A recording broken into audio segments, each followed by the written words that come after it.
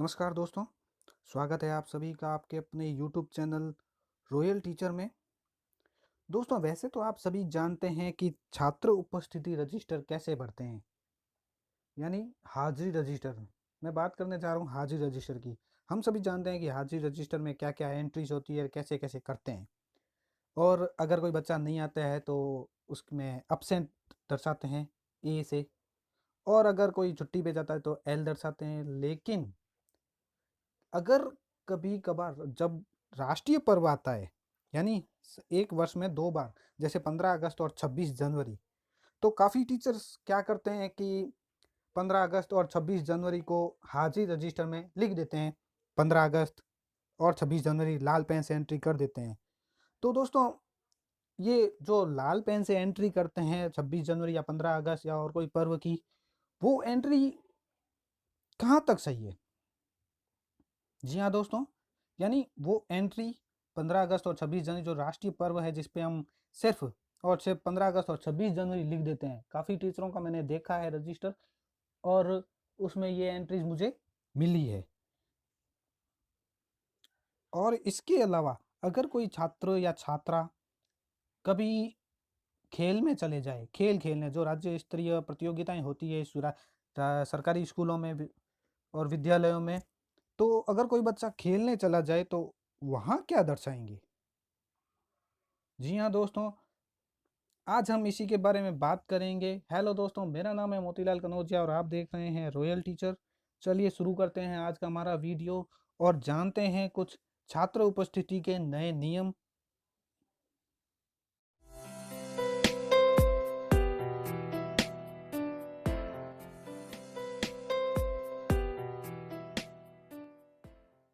Video को शुरू करने से पहले दोस्तों एक बात मैं और बताना चाहूँगा कि अगर आपने हमारा चैनल लाइक और सब्सक्राइब नहीं किया है तो तुरंत कर लीजिए, और पास में आने वाले घंटी के बटन को ज़रूर दबाएं। इससे मोस्टली बेनिफिट आपको ये रहेगा कि आगे आने वाले हर वीडियो की जानकारी आपको नोटिफिकेशन बार में उपलब्ध हो जाएगी। आप सभी दोस्तों के लिए एक और खुशखबरी है कि रॉयल टीचर के यूट्यूब चैनल, यानी रॉयल टीचर का यूट्यूब चैनल अब टीचर जंक्शन ऐप पर भी मौजूद है। जी हाँ दोस्तों, टीचर जंक्शन ऐप पर भी मौजूद है। आप यहाँ वीडियो सेक्शन में जाएं और इस फोटो पे क्लिक करें, रॉयल टीचर लिखा आएगा और सारे वीडियो आप एक ही प्लेटफॉर्म पर देख सकते हैं। तो अभी डाउनलोड कीजिए टीचर जंक्शन ऐप और देखिए रॉयल टीचर के सारे वीडियो एक ही प्लेटफॉर्म पर। चलिए चलते हैं अपने वीडियो की ओर और जानते हैं कि छात्र उपस्थिति के नए नियम क्या है। ये एक आदेश निकाला गया है कार्यालय निदेशक माध्यमिक शिक्षा राजस्थान बीकानेर की ओर से, और इसमें कुछ आपके लिए इस आदेश में कुछ निर्देश भी है। वो सब एक एक टॉपिक पर हम बात करेंगे, तो वीडियो को अंत तक पूरा जरूर देखें दोस्तों। और जानते हैं छात्र उपस्थिति रजिस्टर के नए नियम। देखिए, शुरू से मैं आपको बता रहा हूँ कि छात्र जो रजिस्टर है, छात्र उपस्थिति रजिस्टर, उसमें काट छांट कभी भी नहीं होनी चाहिए और ऊपरी लेखन नहीं होना चाहिए। अर्थात कि काट छांट ऊपरी लेखन, अगर हमने किसी कोई काम हमसे गलत हो गया है तो उसको या तो वाइटनर से, जहाँ तक होना चाहिए कि वाइटनर का उपयोग ना करें, लेकिन अगर ज़रूरत है तो वाइटनर लगाकर साफ करके फिर नया वाक्य या नया जो भी लिखना है वो लिखें। क्योंकि हमारा जो ये उपस्थिति रजिस्टर है वो एक अभिलेख है, विद्यालय अभिलेख में आता है। और ये वो रखते इसलिए हैं क्योंकि नियमित और सतत ठहराव सुनिश्चित होता है इसमें। और काफ़ी जो जानकारियाँ आई है उसके अनुसार विद्यालय परिवीक्षण के दौरान, यानी जो हम विद्यालय निरीक्षण में जाते हैं, तब भिन्न भिन्न विद्यालयों में, अलग अलग विद्यालयों में छात्र उपस्थिति रजिस्टर के संदर्भ में भिन्न भिन्न तरीके सामने आए हैं। हर विद्यालय अपना अलग तरीका रखता है। कोई तो पीपीपीपी या कोई ये पीपी पहले दर्शाते थे, अब कोई 1 2 3 4 का नियम भी आया है कि उपस्थिति रजिस्टर में 1 तारीख से दिन में 2 बार अटेंडेंस होती है तो एक में 1 2 फिर आगे की गिनती 3 4 5 6 ऐसे लगाएं। लेकिन उस नियम को सभी ने फॉलो नहीं किया। सभी विद्यालयों ने जब उनको फॉलो नहीं किया तो विद्यालय में जब भी निरीक्षण हुआ तो उपस्थिति रजिस्टर संधारण में भिन्न भिन्न तरीके सामने आए। जब ये भिन्न भिन्न तरीके सामने आए तो राज्य सरकार ने क्या किया कि एक आदेश जारी किया। ये जो आदेश जारी हुआ है, यही आदेश, और ये आदेश जारी करने का मतलब था एक रूपता लाना। सभी राजकीय विद्यालयों में एक रूपता लाना और पारदर्शिता लाना। तो क्या क्या नियम निकाले इन्होंने, एक एक के बारे में हम विस्तार से चर्चा करेंगे। तो सबसे पहला जो नियम है हमारा वो है, प्रत्येक कक्षा वर्ग के लिए अलग अलग छात्र उपस्थिति रजिस्टर बनाए जाएं। यानी सभी कक्षाओं के लिए ऐसा नहीं हो कि किसी में अगर 5 बच्चे हैं और किसी में 10 बच्चे तो दोनों को एक साथ ही ऊपर नीचे लिख लिया जाए, नहीं। सभी कक्षा और वर्ग के लिए अलग अलग छात्र उपस्थिति रजिस्टर बनाया जाए। अगर आपका विद्यालय 5वीं तक है और 5वीं तक के बच्चे आपके अध्ययनरत है तो 5 रजिस्टर उसका संधारण करेंगे। और संबंधित कक्षा अध्यापक इन्हें प्रतिदिन आधार पर अद्यतन करते हुए संधारित करेंगे। यानी हाजिरी जो है उपस्थिति रोज लें। उसके बाद जो दूसरा नियम है, छात्र उपस्थिति सत्र आरंभ में संधारित की जाए। यानी विद्यालय का जो 2 सत्र होते हैं, मध्याह्न पूर्व और मध्याह्न पश्चात, तो छात्र उपस्थिति है वो सत्र आरंभ से संचालित की जाए। यानी एक हाजिरी एक कॉलम में दो, एक स्तंभ में 2 कॉलम होते हैं, 1 2। तो कक्षा में हमें हाजिरी लेते समय दोनों स्तंभ को न भर के मध्याह्न पूर्व एक भरना है, एक भरना है मध्याह्न पश्चात। और उसके बाद आगे क्या लिखा है कि कक्षा में गत सत्र में अनुत्तीर्ण रहे, अगले वर्ष जो अनुत्तीर्ण छात्र रहे यानी जो फेल रहे तथा पूरक परीक्षा योग्य छात्रों के नाम लिखने के पश्चात पिछली कक्षा में उत्तीर्ण छात्रों के नाम लिखे जाए। सबसे पहले तो जो गत वर्ष अनुत्तीर्ण रहे उनके नाम, उसके बाद जिनकी सप्लीमेंट्री आई वो नाम, उसके पश्चात जो उत्तीर्ण हुए उन बच्चों के नाम। और नाम लिखने में भी आपको अल्फ़ाबेट भी जरूरी है। ये नियम चूंकि दोस्तों जो हम जुलाई में सत्र आरंभ होता है हमारा, उस समय से संधारित करने चाहिए और नियम हमें जारी होने चाहिए। लेकिन अब 15 और 26 जनवरी नज़दीक आ रही है तो नियमों की जानकारी होनी चाहिए, इसलिए मैं अभी ये नियम आपको बता रहा हूँ। उसके अलावा तीसरा जो नियम है, नवीन प्रवेशित विद्यार्थियों के नाम प्रारंभ में प्रवेश तिथि के क्रम में निरंतर रूप से लिखित जाए। यानी जो नवीन प्रवेश है बच्चों, जो भी बच्चे नव प्रवेश लेते हैं, उन विद्यार्थियों के नाम उनकी प्रवेश तिथि के आधार पर लिखे जाए। जैसे फर्स्ट क्लास में किसी 5 बच्चों ने एडमिशन लिया है, एक ने आज लिया है, एक ने कल, एक परसों, तो जो प्रवेश तिथि है उसके आधार पर एक बार लिखा जाए।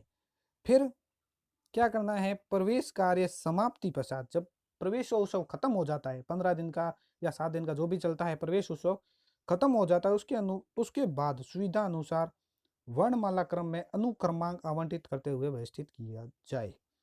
वर्णमाला क्रम यानी अल्फाबेटिक क्रम में फिर हमें जमा लेना चाहिए और अनुक्रमांक आवंटित करने चाहिए, 1 2 3 4 5 6। ये तो बात हुई प्रवेश के समय की। आगे हमारा पॉइंट और है जो मैं अभी आपसे बात कर रहा था कि प्रत्येक विद्यार्थी की उपस्थिति प्रतिदिन 2 बार अंकित की जाए। एक तो मध्याह्न पूर्व, एक होता है मध्याह्न पश्चात। और उपस्थिति का जो अंकन है आप सभी को पता ही है, वो एक ही स्तंभ में 2 कॉलम होते हैं, उसके अनुसार की जाए। जैसे प्रथम दिवस के कॉलम में 1 2 आएगा, द्वितीय में 3 4, इसी अनुसार आगे भी चलता रहेगा। अब आती है बात कि हम उपस्थिति रजिस्टर में जो विद्यार्थी नहीं आए उनका और कैसे संधारण करें, और जो छुट्टी पे है या कोई बीमार अभ्यर्थी है, कोई एप्लीकेशन लिख लेता है तो उसका संधारण कैसे किया जाए, और सभी के बारे में हम चर्चा करेंगे। विशेष 15 अगस्त और 26 जनवरी जो राष्ट्रीय पर्व है उनके बारे में भी चर्चा करेंगे। तो 5वां नियम हमारा यही कहता है कि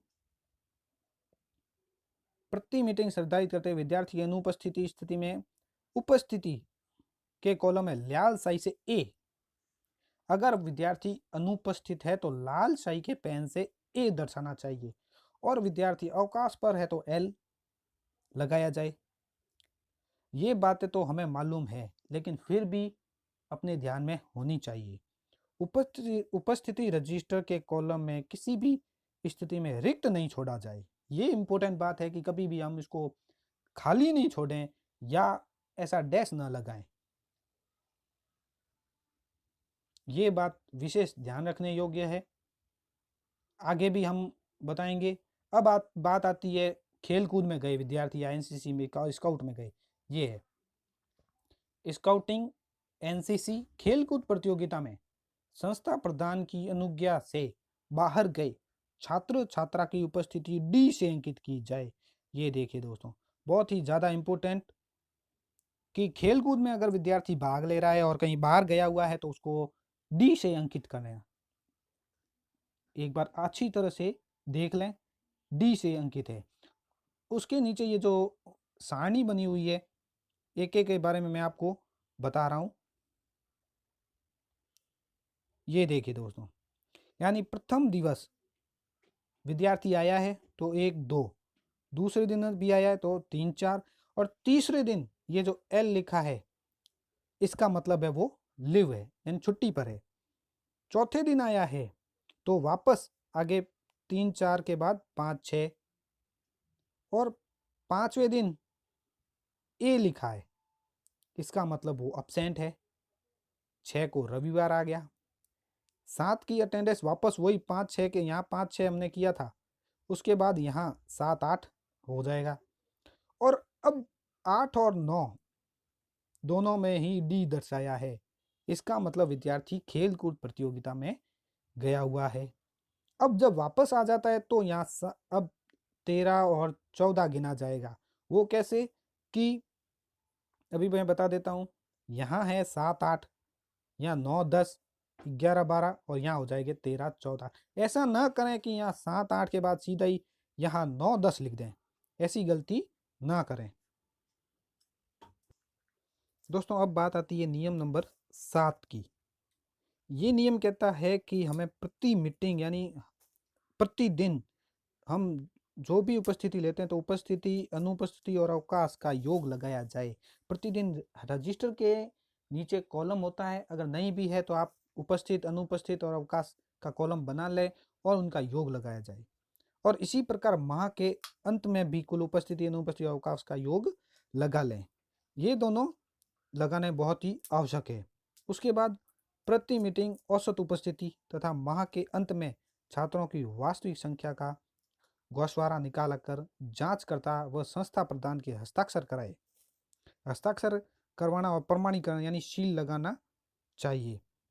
और माह के अंत में माह की उपस्थिति का योग गत माह की उपस्थिति पृष्ठ व संबंधित माह की कुल उपस्थिति का योग कर औसत उपस्थिति भी निकालनी जानी चाहिए। और इसके अलावा एक और नियम है इसी में शामिल कि प्रत्येक माह में छात्र के नाम के साथ उसके प्रवेशांक यानी एसआर नंबर अवश्य अंकित किए जाए।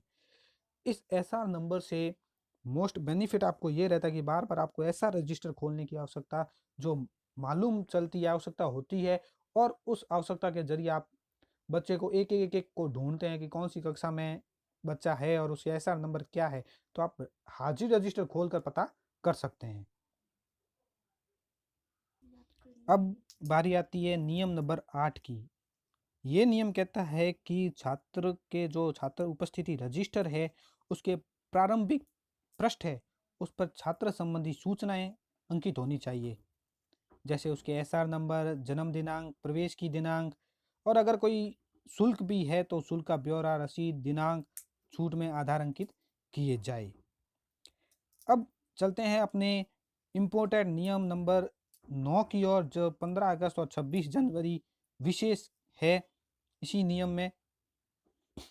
और जो बात करने जा रहे हैं 15 अगस्त 26 जनवरी की, उसमें अधिकतर लोग कंफ्यूज है कि क्या लिखा जाए। तो वो नियम ये कहता है कि 15 अगस्त और 26 जनवरी को उपस्थिति का अंकन किया जाए, यानी जो भी विद्यार्थी प्रेजेंट है तो उनकी प्रेजेंट लगाई जाए, ना कि 15 अगस्त और 26 जनवरी लिखा जाए। ये जो अंकन किया जाता है वो सिर्फ रविवार या अन्य अवकाशों को संबंधित दिनांक के स्तंभ में लिखा जाएगा। यानी 15 अगस्त और 26 जनवरी को आप बच्चों की उपस्थिति लगाएंगे, न कि उसमें कॉलम में 15 अगस्त या 26 जनवरी लिखेंगे।